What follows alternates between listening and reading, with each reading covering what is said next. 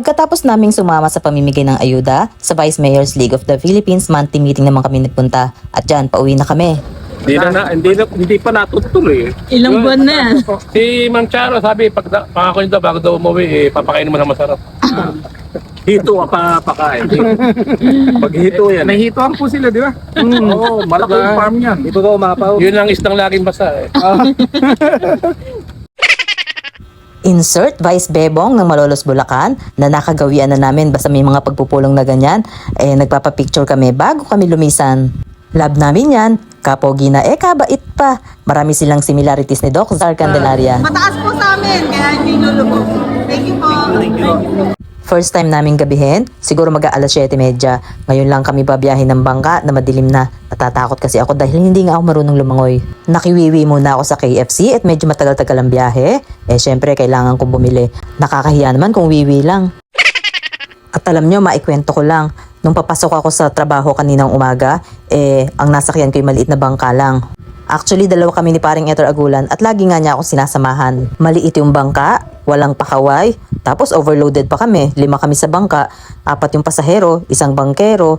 Wala pa siyang assistant kaya balik-balik siya sa harap at sa likod para magsagwan. May edad na rin yung bangkero. Sa tingin ko, hindi taga rito. Actually, sinabi niya kung saang barangay siya nakatira, pero hindi niya kasi kabisado. Kaya bukod sa ang tagal-tagal ng biyahe namin at hindi nga niya kabisado yung dadaanan niya, may isang residente na bumubugaw sa amin at napunta kami malapit doon sa mga kabahayan. Syempre yung alon, inirereklamo nila na pumapasok sa bahay. Why, ganito din. 5 kami. Mabibigat pa sa kay. Ako na, ibet yung... Ayan at kinukwento ni paring Eter na kahit siya kinabahan, first time nga namin na makaranas ng ganyan. Abi kahit ako'y masungit, hindi ko nagawang magalit, nanlambot na lang ako kasi alam kong si tatay gusto lang kumita. Yun nga lang, talagang delikado. Buti na lang kasama ko si paring Eter Agulan kaya medyo kampante ako kahit ninenervyos. Tapos ayan, ginabi na nga kami, natatakot din kami sa mga nakalawit na kuryente, kailangan namin yumuko, kaya kailangan kabisado rin ng bangkero kung saan dadaan dahil mahirap na baka kami sumabi dun sa mga live wire.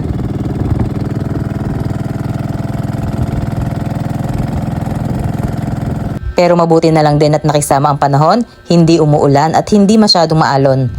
At nakita ko nga itong bahay na may ilaw, nasa gitna ng katubigan. Dati itong palayan pero matagal na rin na naging palaisdaan dahil sa hindi na nga umalis itong tubig. At kapag ganitong panahon, tumataas lang ng tumataas ng tubig baha. Tapos pinasa ko kay paring Eter yung cellphone, sabi ko mag-video. Ayan at galit na galit. Abe, kaarte ko raw at hindi ako marunong lumangoy, papabidyo ka pa. Di lang ako makasagot, ganyan talaga ang mga content creator.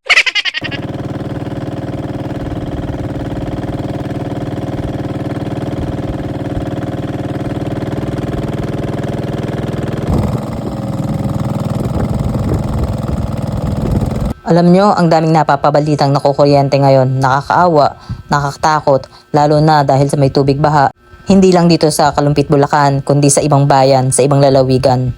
Kaya todo-todo, mag-iingat po tayo. Gaya nito, mababa yung wire, live wire yan, kaya kailangan yumuko. Paano kung hindi kabisado ni bangkero? Delikado.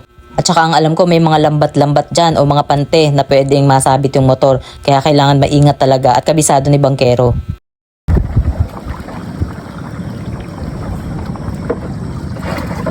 Malapit na kaming bumaba. Ayan na yung Santa Lucia National High School. Maraming mga naka-evacuate dyan kaya maliwanag yung ilaw.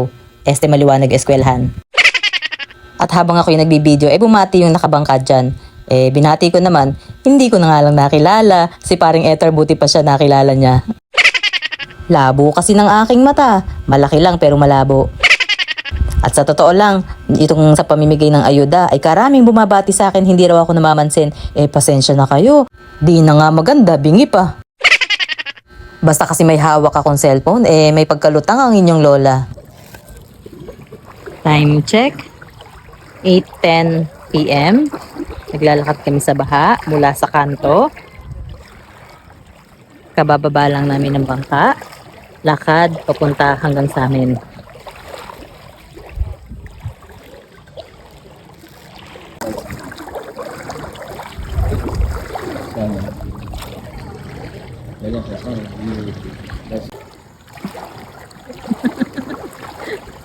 Pasan niya ang daigdig. Ang dami niyang dala. Pinagbihisan ko, pinagbihisan niya. Ayan, sa aking jumper boots ba tawag dito? Jumper boots ko. Hirap maging assistant. Assistant na artista. May tubig pa. Wala pa sweldo. Nautusan na, nakapagalitan pa. Galitan pala. Buti pa sila doon, nasa sayo. Ay, pakain.